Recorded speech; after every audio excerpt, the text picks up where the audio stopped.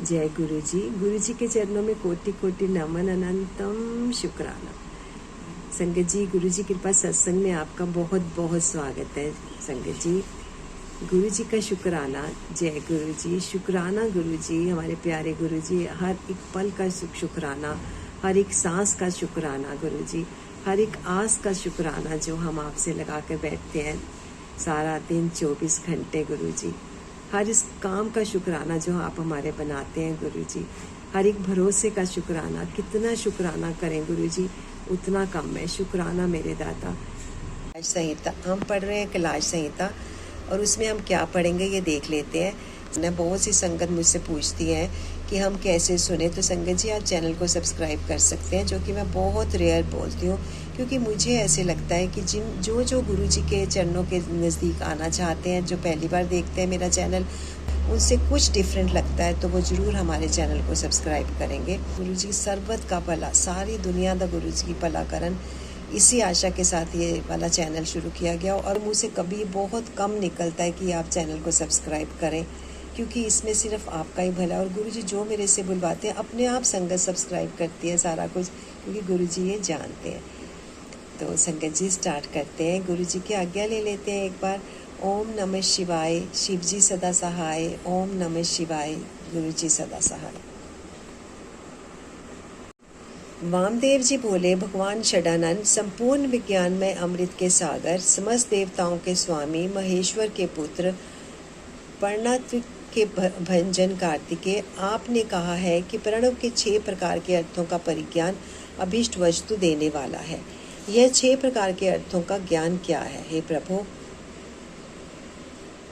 वे 6 प्रकार के अर्थ कौन कौन से हैं और उनका परिज्ञान क्या वस्तु है? उनके द्वारा प्रतिपाद्य वस्तु क्या है और इन अर्थों का परिज्ञान होने पर कौन सा फल मिलता है? पार्वती नंदन, मैंने जो जो बातें पूछी हैं उन सब का सम्यक रूप से वर्णन कीजिए। सुब्रहन स्कंद बोले, मुनि श्रेष्ठ, तुमने जो कुछ पूछा है उसे आदर पूर्वक सुनो। समिष्टि और वेष्टि भाव से महेश्वर का परिज्ञान ही परमार्थ का परिज्ञान है। मैं इस विषय को विस्तार के साथ कहता हूँ। उत्तम व्रत का पालन करने वाले मुनीश्वर, मेरे इस प्रवचन से उन 6 प्रकार के अर्थों की एकता का भी बोध होगा। पहला मंत्र रूप अर्थ है, दूसरा मंत्र भावित अर्थ है, तीसरा देवता बोधक अर्थ है, चौथा परपंच रूप अर्थ है, 5वां अर्थ गुरु के रूप को दिखाने वाला है, और छठा अर्थ शिष्य के स्वरूप का परिचय देने वाला है। इस प्रकार ये 6 अर्थ बताए गए। मुनि श्रेष्ठ, उन 6 अर्थों में जो मंत्र रूप अर्थ है उसको तुम्हें बताता हूँ। उसका ज्ञान होने मात्र से मनुष्य महाज्ञानी हो जाता है। प्रणव में वेदों ने 5 अक्षर बताए हैं। पहला अधिस्वर अ, दूसरा 5वां स्वर उ, तीसरा पंचम वर्ग पर वर्ग का अंतिम अक्षर म, उसके बाद चौथा अक्षर बिंदु और 5वां अक्षर नाद है। इनके सिवा दूसरा वर्ण नहीं है। यह समिष्टि रूप वेदादि प्रणव कहा गया है। नाद सब अक्षरों की समिष्टि रूप है। बिंदु युक्त जो 4 अक्षर हैं वे व्यष्टि रूप से शिववाचक प्रणव में प्रतिष्ठित है। विद्वान, अब यंत्र रूप या यंत्र भावित अर्थ सुनो। यह यंत्र ही शिवलिंग रूप में स्थित है। सबसे नीचे पीठ यानी अर्धा लिखे, उसके ऊपर पहला स्वर अकार लिखें, उसके ऊपर ओंकार अंकित करें, उसके भी ऊपर पर वर्ग का अंतिम अक्षर मकार लिखें, मकार के ऊपर अनुस्वार और उसके भी ऊपर अर्धचंद्राकार नाद अंकित करें। इस तरह यंत्र के पूर्ण हो जाने पर साधक का संपूर्ण मनोरथ सिद्ध होता है। इस प्रकार यंत्र लिखकर उसे प्रणव से ही विशिष्ट करें। उस प्रणव से ही प्रकट होने वाले नाद के द्वारा नाद का अवसान समझे। मुने, अब मैं देवता रूप तीसरे अर्थ को बताऊंगा जो सर्वत्र गूढ़ है। वामदेव, तुम्हारे स्नेहवश भगवान शंकर के द्वारा प्रतिपादित उस अर्थ का मैं तुमसे वर्णन करता हूँ। सदोजात प्रपधामी, यहाँ से आरंभ करके सदा शिवम ना तक जो 5 मंत्र हैं, श्रुति ने प्रणव को इन सब का वाचक कहा है। इन्हें ब्रह्म रूपी 5 सूक्ष्म देवता समझना चाहिए। इन्हीं का शिव की मूर्ति के रूप में भी विस्तार पूर्वक वर्णन है। शिव का वाचक मंत्र शिव मूर्ति का भी वाचक है, क्योंकि मूर्ति और मूर्तिमान में अधिक भेद नहीं है। ईशान मुकुटोपेतः इन श्लोक से आरंभ करके पहले इन मंत्रों द्वारा शिव के विग्रह का प्रतिपादन किया जा चुका है। अब उनके 5 मुखों का वर्णन सुनो। पंचम मंत्र ईशाना सर्व विधानाम को आदि मानकर वहां से लेकर ऊपर के सधोजात मंत्र तक क्रमशः एक चक्र में अंकित करें। फिर सघोजात से लेकर ईशान मंत्र तक क्रमशः उसी चक्र में अंकित करें। ये ही 5 भगवान शिव के 5 मुख बताए गए हैं। पुरुष से लेकर सधोजात तक जो ब्रह्म रूप 4 मंत्र हैं, वे ही महेश्वर देव के चतुर्व्यूह पद पर प्रतिष्ठित है। ईशान मंत्र सदोजात इत्यादि 5 मंत्रों का समष्टि रूप है। मुने, पुरुष से लेकर सदोजात तक जो 4 मंत्र हैं, वे ईशान देव के व्यष्टि रूप है। इसे अनुग्रह में चक्र कहते हैं। यही पंचार्थ का कारण है। यह सूक्ष्म निर्विकार अनामय पर ब्रह्म स्वरूप है। अनुग्रह भी 2 प्रकार का है। एक तो तिरोभाव आदि 5 कृत्यों के अंतर्गत है, दूसरा जीवों को कार्य कारण आदि के बंधनों से मुक्ति देने में समर्थ है। वह दोनों प्रकार का अनुग्रह सदाशिव का ही द्विविध कृत्य कहा गया है। मुने, अनुग्रह में ही सृष्टि आदि कृत्यों का योग होने से भगवान शिव के 5 कृत्य माने गए हैं। इन 5 कृत्यों में भी सदोजात आदि देवता प्रतिष्ठित बताए गए हैं। वे 5 पर ब्रह्म स्वरूप तथा सदा ही कल्याणदायक है। अनुग्रह में चक्र शांतयतीत कला रूप है। सदाशिव से अधिष्ठित होने के कारण उसे परम पद कहते हैं। शुद्ध अंतःकरण वाले सन्यासियों को मिलने वाले योग्य पद यही है। जो सदाशिव के उपासक हैं और जिनका चित्त प्रणव वासना में संलग्न है, उन्हें भी इसी पद की प्राप्ति होती है। इसी पद को पाकर मुनीश्वर गण उन ब्रह्म रूपी महादेव जी के साथ प्रचुर दिव्य भोगों का उपभोग करके महाप्रलय काल में शिव की समता को प्राप्त हो जाते हैं। वे मुक्त जीव फिर कभी संसार सागर में नहीं गिरते। इस सनातन श्रुति से इसी अर्थ का प्रतिपादन किया है। शिव का ऐश्वर्य भी यह समष्टि रूप ही है। अथ वर वेद की श्रुति भी कहती है कि संपूर्ण ऐश्वर्य के संपन्न है। संपूर्ण ऐश्वर्य प्रदान करने की शक्ति सदाशिव में ही बताई गई है। चमकाध्याय के पद से यह सूचित होता है कि शिव से बढ़कर दूसरा कोई पद नहीं है। ब्रह्म पंचक के विस्तार को ही प्रपंच कहते हैं। इन 5 ब्रह्म मूर्तियों से ही निर्मित आदि 5 कलाएं हुई हैं। वे सब की सब सूक्ष्म भूत स्वरूपणी होने से कारण रूप में विख्यात है। उत्तम व्रत का पालन करने वाले वामदेव स्थूल रूप में प्रकट जो यह जगत प्रपंच है, इसको जिसने 5 रूपों द्वारा व्याप्त कर रखा है, वह ब्रह्म अपने उन 5 रूपों के साथ ब्रह्म पंचक नाम धारण करता है। मुनि श्रेष्ठ, पुरुष, श्रोत्र, वाणी, शब्द और आकाश, इन 5 को ब्रह्मा ने ईशान रूप से व्याप्त कर रखा है। मुनीश्वर, प्रकृति, त्वचा, पानी, स्पर्श और वायु, इन 5 को ब्रह्मा ने ही पुरुष रूप से व्याप्त कर रखा है। अहंकार, नेत्र, पैर, रूप और अग्नि, ये 5 अघोर रूपी ब्रह्म से व्याप्त हैं।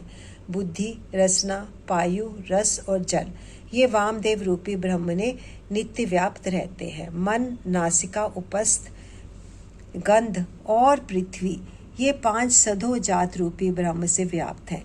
इस प्रकार यह जगत पंच ब्रह्म स्वरूप है। यंत्र रूप से बताया गया जो शिव वाचक प्रणव है, वह नाद पर्यंत 5 वर्णों का समष्टि रूप है तथा बिंदु युक्त जो 4 वर्ण है, वे प्रणव के व्यष्टि रूप है। शिव के उपदेश किए हुए मार्ग से उत्कृष्ट मंत्रादिराज शिव रूपी प्रणव का उपरोक्त यंत्र रूप से चिंतन करना चाहिए। अध्याय 14 की समाप्ति। कैलाश संहिता का अध्याय 14 संगत जी फिनिश हो गया। अब हम पढ़ते हैं जी अध्याय 15।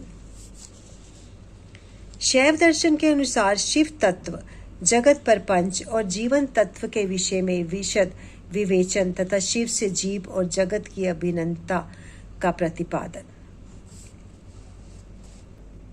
तदंतर उत्तम श्रेष्ठ पद्धति का वर्णन करके सृष्टि, स्थिति और संहार सबको शक्तिमान शिव की लीला बतलाते हुए कामदेव जी के पूछने पर स्कंद ने कहा, मुने, कर्मास्थित तत्व से लेकर जो विस्तृत शास्त्रवाद है, अर्थात कर्म सत्ता के प्रतिपादक कर्म फलवाद से आरंभ करके शास्त्रों में जो विविध विषयों का विशद विवेचन है, वह ज्ञान प्रदान करने वाला है।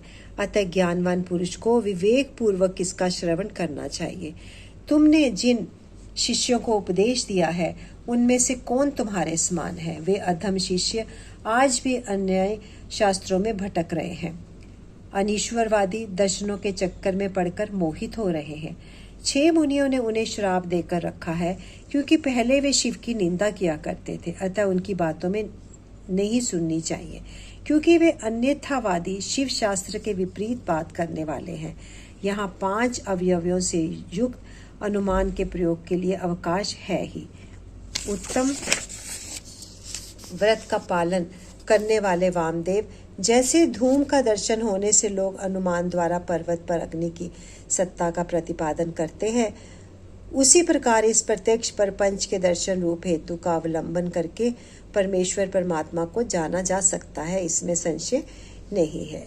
यह विश्व रूपी पुरुष रूप है, स्त्री पुरुष रूप है, ऐसा प्रत्यक्ष ही देखा जाता है। 6 कोश रूप जो शरीर आदि हैं, उसमें आदि के 3 माता के अंश से उत्पन्न हुए हैं और अंतिम 3 पिता के अंश से। यह श्रुति का कथन है। इस प्रकार सभी शरीरों में स्त्री पुरुष भाव को जानने वाले लोग हैं। मुने, विद्वानों ने परमात्मा में भी स्त्री पुरुष भाव को जाना है। श्रुति कहती है, पर ब्रह्म परमात्मा सत, चित्त और आनंद रूप है। असत प्रपंच को निर्वित करने वाला शब्द ही सद्रूप कहा जाता है। चित्त शब्द से जड़ जगत की निर्वृत्ति की जाती है। यद्यपि सत शब्द तीनों लिंगों में विद्यमान है, तथापि यहाँ पर ब्रह्म परमात्मा के अर्थ में पुल्लिंग सत शब्द को ही ग्रहण करना चाहिए। यह सत शब्द प्रकाश का वाचक है। सन प्रकाशः, सन शब्द स्पष्ट रूप से प्रकाश का वाचक है। परमात्मा में जो सत्ता या प्रकाश रूपता है, वह उसके पुरुष भाव को सूचित करती है। ज्ञान शब्द का पर्यायवाची जो चित्त शब्द है, वह स्त्रीलिंग है, अर्थात परमात्मा में चित्ररूपता उसके स्त्री स्वभाव को सूचित करती है। प्रकाश और चित्त ये दोनों जगत के कारण भाव को प्राप्त हुए हैं। इसी प्रकार सचिद आत्मा परमेश्वर भी जब जगत के कारण भाव को प्राप्त होते हैं, तब उन एकमात्र परमात्मा में ही शिव भाव और शक्ति भाव का भेद किया जाता है। जब तेल और बत्ती में मलिनता होती है, तब उसके प्रकाश में भी मलिनता आ जाती है। चिता की आदि में अशिवता और मलिनता स्पष्ट देखी जाती है। अतः मलिनता आदि आरोपित वस्तु है। उसका निर्वर्तक होने के कारण परमात्मा के शिव तत्व का ही श्रुति के द्वारा प्रतिपादन किया गया है। जीव के आश्रित जो चीज शक्ति वह सदा दुर्बल होती है, उसकी निर्वृत्ति के लिए ही परमात्मा में सर्वकालीन सर्वशक्तिमत्ता विद्यमान है। ईश्वर बलवान है, शक्तिमान है, वह व्यवहार देखा जाता है। महामुने वामदेव, लोक और वेद में भी सदा ही परमात्मा की शिव रूपता और शक्ति रूपता का साक्षात्कार कराया गया है। शिव और शक्ति के संयोग से निरंतर आनंद प्रकट रहता है। अतः मुने, उस आनंद को प्राप्त करने के उद्देश्य से ही पाप रहित मुनि शिव में मन लगाकर निरामय शिव यानी परम कल्याण एवं परमानंद को प्राप्त हुए हैं। उपनिषदों में शिव और शक्ति को ही सर्वात्मा एवं ब्रह्म कहा गया है। ब्रह्म सब शब्द से वृद्धि धात्व ब्रह्म शब्द से ब्रीहि घात थर्थगत व्यापकता एवं सर्वात्मकता का ही प्रतिपादन होता है। शंभु नामक विग्रह में वृहगत तत्व और बृहतत्व व्यापकता एवं विशालता नित्य विद्यमान है। सतोजातादि पंच ब्रह्ममय शिव विग्रह में विश्व की प्रतीति ब्रह्म शब्द से ही कही गई है। वामदेव हंसः पद को उलट देने में सोहम पद बनता है। उसमें प्रणव का प्राकट्य कैसे होता है, यह तुम्हारे स्नेहवश मैं बता रहा हूँ। सावधान होकर सुनो। सोहम पद में से सकार और हकार नामक व्यंजनों को त्याग देने से स्थूल ओम शब्द बच रहता है, जो परमात्मा का वाचक है। तत्वदर्शी मुनि कहते हैं कि उसे महामंत्र रूप जानना चाहिए। उसमें जो सूक्ष्म महामंत्र है उसका उद्धार मैं तुम्हें बता रहा हूँ। हंस है पद में 3 अक्षर है, ह अ स। इन तीनों में जो अ है वह 15वें अनुस्वार और 16वें विसर्ग के साथ है। सकार के साथ जो अ है वह विसर्ग सहित है। वह यदि सकार के साथ ही उठकर हम के आदि में चला जाए तो हंसह के विपरीत सोहम वह महामंत्र हो जाएगा। इसमें जो सकार है वह शिव का वाचक है, अर्थात शिव ही सकार के अर्थ माने गए हैं। शक्यात्मक शिव ही इस महामंत्र के वाचार्थ हैं। वह विद्वानों का निर्णय है। गुरु जब शिष्य को इस महामंत्र का उपदेश देते हैं, जब सो हम पद से उसको शक्यात्मक शिव का ही बोध कराना अभिष्ट होता है, अर्थात वह यह अनुभव करे कि मैं शक्यात्मक शिव रूप हूँ।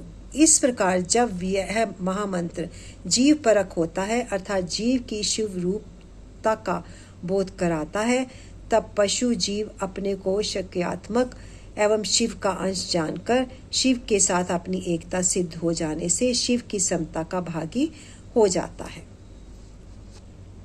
अब श्रुति के प्रज्ञान ब्रह्म इस वाक्य में जो प्रज्ञानम पद आया है उसके अर्थ को दिखाया जा रहा है। प्रज्ञान शब्द चैतन्य का पर्याय है, इसमें संशय नहीं है। मुने शिव सूत्र में यह कहा गया है कि चैतन्यम आत्मा, अर्थात आत्मा ब्रह्म या परमात्मा चैतन्य रूप है। चैतन्य शब्द से यह सूचित होता है कि जिसमें विश्व का संपूर्ण ज्ञान तथा स्वतंत्रता पूर्वक जगत के निर्माण की क्रिया संभाविता विद्यमान है, उसी को आत्मा या परमात्मा कहा गया है। इस प्रकार मैंने यहाँ शिव सूत्रों की व्याख्या की है। ज्ञान बंध है, यह दूसरा शिव सूत्र है। इसमें पशु वर्ग जीव समुदाय का लक्षण बताया गया है। इस सूत्र में आदि पद ज्ञानम के द्वारा किंचिन मात्र ज्ञान और क्रिया का होना ही जीव का लक्षण कहा गया है। यह ज्ञान और क्रिया पराशक्ति का प्रथम संबंधन है। कृष्ण यजुर्वेद की श्वेताश्वर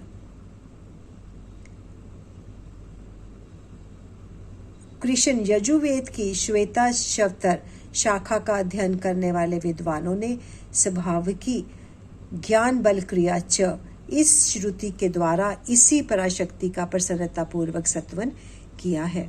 भगवान शंकर की 3 दृष्टियां मानी गई हैं, ज्ञान, क्रिया और इच्छा रूप।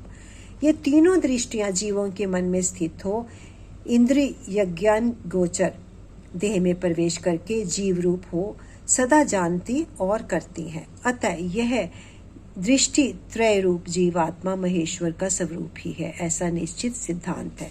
अब मैं जगत प्रपंच के साथ प्रणव की एकता का बोध कराने वाले प्रपंचार्थ का वर्णन करूंगा। ओमि तेन सर्वम, अर्थात यह प्रत्यक्ष दिखाई देने वाला समस्त जगत ओंकार है। यह सनातन श्रुति का कथन है। इसमें प्रणव और जगत की एकता सूचित होती है। तस्माधा इस वाक्य से आरंभ करके तैत्तरीय श्रुति ने संसार की सृष्टि के क्रम का वर्णन किया है। वामदेव, उस श्रुति का जो विवेकपूर्ण तात्पर्य है उसे मैं तुम्हारे स्नेहवश बता रहा हूँ। सुनो, शिव शक्ति का संयोग ही परमात्मा है। यह ज्ञानी पुरुषों का निश्चित मत है। शिव की जो पराशक्ति है उससे चिशक्ति प्रकट होती है। चिशक्ति से आनंद शक्ति का प्रादुर्भाव होता है। आनंद शक्ति से इच्छा शक्ति का उद्भव हुआ है। इच्छा शक्ति से ज्ञान शक्ति और ज्ञान शक्ति से 5वीं क्रिया शक्ति प्रकट हुई है। मुने, इन्हीं से निर्वृत्ति आदि कलाएं उत्पन्न हुई हैं। चिशक्ति से नाद और आनंद शक्ति से बिंदु का प्रकटे बताया गया है। इच्छा शक्ति से मकार प्रकट हुआ है। ज्ञान शक्ति से 5वां स्वर उकार उत्पन्न हुआ है और क्रिया शक्ति से आकार की उत्पत्ति हुई है। मुनीश्वर, इस प्रकार मैंने तुम्हें प्रणव की उत्पत्ति बतलाई है। अब ईशानादि पंच ब्रह्म की उत्पत्ति का वर्णन सुनो। शिव से ईशान प्रकट हुए हैं, ईशान से तत्पुरुष का प्रादुर्भाव हुआ है, तत्पुरुष से अघोर का, अघोर से वामदेव का और वामदेव से सखोजात का प्राकट्य हुआ है। इस आदि अक्षर प्रणव से ही मूलभूत 5 स्वर और 33 व्यंजन के रूप में 38 अक्षरों का प्रादुर्भाव हुआ है। अब कलाओं की उत्पत्ति का क्रम सुनो। ईशान से शांतिता कला उत्पन्न हुई है, तत्पुरुष से शांति कला, अघोर से विद्या कला, वामदेव से प्रतिष्ठा कला और सदोजात से निर्वृत्ति कला की उत्पत्ति हुई है। ईशान से चित्शक्ति द्वारा मिथुन पंचक की उत्पत्ति होती है। अनुग्रह, तिरोभाव, संहार, स्थिति और सृष्टि इन 5 कृत्यों का हेतु होने के कारण इसे पंचक कहते हैं। यह बात तत्वदर्शी ज्ञानी मुनियों ने कही है। वाच्यवाचक के संबंध में उनमें मिथुन तप की प्राप्ति हुई है। कला वर्ण स्वरूप इस पंचक में भूत पंचक की गणना है। हे मुनि श्रेष्ठ, आकाश आदि के क्रम से इन 5 मिथुनों की उत्पत्ति हुई है। इनमें पहला मिथुन है आकाश, दूसरा वायु, तीसरा अग्नि, चौथा जल और 5वां मिथुन पृथ्वी है। इनमें आकाश से लेकर पृथ्वी तक के भूतों का जैसा स्वरूप बताया गया है उसे सुनो। आकाश में एकमात्र शब्द ही गुण है, वायु में शब्द और स्पर्श 2 गुण हैं, अग्नि में शब्द, स्पर्श और रूप इन 3 गुणों की प्रधानता है। जल में शब्द, स्पर्श, रूप और रस ये 4 गुण माने गए हैं तथा पृथ्वी शब्द, स्पर्श, रूप, रस और गंध इन 5 गुणों से संपन्न है। यही भूतों का व्यापक तत्व कहा गया है, अर्थात शब्दादि गुणों द्वारा आकाशादि भूत वायु आदि परवर्ती भूतों में किस प्रकार व्यापक है यह दिखाया गया है। इसके विपरीत गंधादि गुणों के क्रम से वे भूत पूर्ववर्ती भूतों से व्याप्य है, अर्थात गंध गुण वाली पृथ्वी, जल और रस गुणा वाला जल अग्नि का व्यापय है इत्यादि रूप से इनकी व्यापकता को समझना चाहिए। 5 भूतों का यह विस्तार ही परपंच कहलाता है। सर्व समिष्टि का जो आत्मा है उसी का नाम विराट है और पृथ्वी तत्व से लेकर क्रमशः शिव तत्व तक जो तत्वों का समुदाय है वही ब्रह्मांड है। वह क्रमशः तत्व समूह में लीन होता हुआ अंतोगत्वा सबके जीवन भूत चैतन्य में परमेश्वर में ही लय को प्राप्त होता है। सृष्टि काल में फिर शक्ति द्वारा शिव से निकलकर स्थूल प्रपंच के रूप में परले काल पर्यंत सुखपूर्वक स्थित रहता है। अपनी इच्छा से संसार की सृष्टि के लिए उद्यत हुए महेश्वर का जो प्रथम परिस्पंद है उसे शिव तत्व कहते हैं। यही इच्छा शक्ति तत्व है, क्योंकि संपूर्ण कृत्यों में इसी का अनुवर्तन होता है। मुनीश्वर, ज्ञान और क्रिया इन 2 शक्तियों में जब ज्ञान का अधिकय हो तब उसे सदाशिव तत्व समझना चाहिए। जब क्रिया शक्ति का उद्रेक हो तब उसे महेश्वर तत्व जानना चाहिए और जब ज्ञान और क्रिया दोनों शक्तियां समान हो तब वहां शुद्ध विद्यात्मक तत्व समझना चाहिए। समस्त भाव पदार्थ परमेश्वर के अंगभूत ही हैं, तथापि उनमें जो भेद बुद्धि होती है उसका नाम माया तत्व है। जब शिव अपने परम ऐश्वर्यशाली रूप को माया से निगृहित करके संपूर्ण पदार्थों को ग्रहण करने लगता है तब उसका नाम पुरुष होता है। तत्सृष्ट्वा तदेवानुप्राविशत, इस शरीर को रचकर स्वयं उसमें प्रविष्ट हुआ। उस श्रुति ने उसके उसी स्वरूप का प्रतिपादन किया है अथवा इसी तत्व का प्रतिपादन करने के लिए उक्त श्रुति का प्रादुर्भाव हुआ है। यही पुरुष माया से मोहित होकर संसारी यानी संसार बंधन में बंधा हुआ पशु कहलाता है। शिव तत्व के ज्ञान से शून्य होने के कारण उसकी बुद्धि नाना कर्मों में आसक्त हो मूर्ता को प्राप्त हो जाती है। वह जगत को शिव से अभिन्न नहीं जानता तथा अपने को भी शिव से भिन्न ही समझता है। प्रभो, यदि शिव से अपनी तथा जगत की अभिन्नता का बोध हो जाए तो इस पशु यानी जीव को मोह का बंधन ना प्राप्त हो। जैसे इंद्रजाल विद्या के ज्ञाता बाजीगर को अपनी रची हुई अद्भुत वस्तुओं के विषय में मोह या भ्रम नहीं होता है, उसी प्रकार ज्ञान योगी को भी नहीं होता। गुरु के उपदेश के द्वारा अपने ऐश्वर्य का बोध प्राप्त हो जाने पर वह चिदानंद घन शिव रूप ही हो जाता है। शिव की 5 शक्तियां हैं।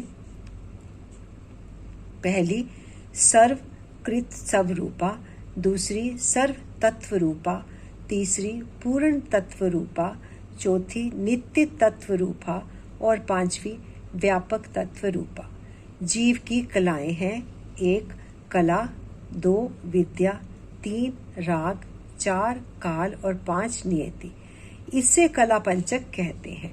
जो यहाँ 5 तत्वों के रूप में प्रकट होती है उसका नाम कला है। जो कुछ कृतत्व में हेतु बनती है और कुछ तत्व का साधन होती है, उस कला का नाम विद्या है। जो विषयों में आसक्ति पैदा करने वाली है उस कला का नाम राग है। जो भाव पदार्थों और प्रकाशों का भासनात्मक रूप से क्रमशः अवच्छेदक होकर संपूर्ण भूतों का आदि कहलाता है, वही काल है। यह मेरा कर्तव्य है और यह नहीं है। इस प्रकार का नियंत्रण करने वाली जो विभू की शक्ति है उसका नाम नियति है। उसके आक्षेप से जीवन का पतन होता है। ये 5 ही जीव के स्वरूप को आच्छादित करने वाले आवरण है, इसलिए 5 कंचुक कहे गए हैं। इनके निवारण के लिए अंतरंग साधन की आवश्यकता है। अध्याय 15 और 16 की समाप्ति। संगत जी, हमने कैलाश संहिता का बहुत ही अच्छा अध्याय, जिसमें कि बहुत समझने की ज़रूरत है, इसको बार बार हम पढ़ें तब ये हमें कुछ समझ आएगा, अन्यथा नहीं। पर इसमें शिव की पूरी शक्ति है, इसमें गुरु जी का पूरा आशीर्वाद है। तो हम इसका एक एक वर्ड पढ़ेंगे। अगर ज़रूरत पड़े तो हम इसको दोबारा भी हम इसका पढ़ के आपको सुनाएंगे। तो संगत जी, अपनी वाणी को यहीं पर विराम देते हैं और गुरु जी से, अपने प्यारे गुरु जी से जिन्होंने हमें इतनी शक्ति बख्शी, उनसे हम एक बार वाणी को विराम देने का अनुरोध करते हैं, उनसे आज्ञा मांगते हैं और हम सब मिल के बोलते हैं। संगत जी आइए बड़े प्रेम से बोलते हैं। ओम नमः शिवाय, शिव जी सदा सहाय। ओम नमः शिवाय, गुरु जी सदा सहाय। शुक्राना गुरु जी, शुक्राना गुरु जी। जितना शुक्राना करें गुरु जी उतना कम है। हर चीज़ का शुक्राना गुरु जी। थैंक यू सो मच गुरु जी। जय गुरु जी।